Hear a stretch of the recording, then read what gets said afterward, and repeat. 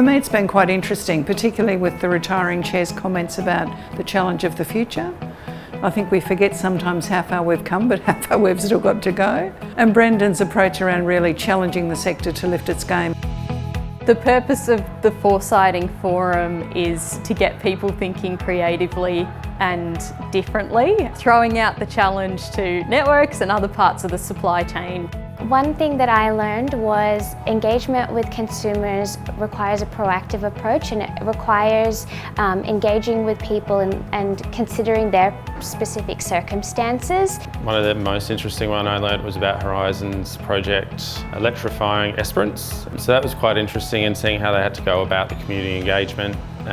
You can't just send them a letter and expect everyone to jump on board. Well, I've been talking to people about, meters, apps, different technical solutions, engagement activities, learnings that they've had around regulation and policy changes. So when you think about the services that you provide, there's been experts that have been here across that entire value chain. So it's been really valuable.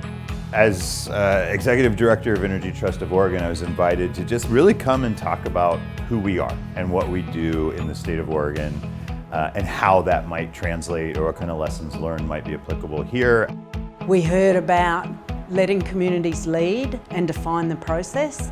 We heard from Maddie from Regional Power talking about how you need to bake in community involvement and community governance. She said one of the first things they do is create a steering committee so community are the driving force of all the decisions going forward. Energy is about people, households. All they want to know is what is the cheapest, cleanest, most effective way that we can get energy for this household.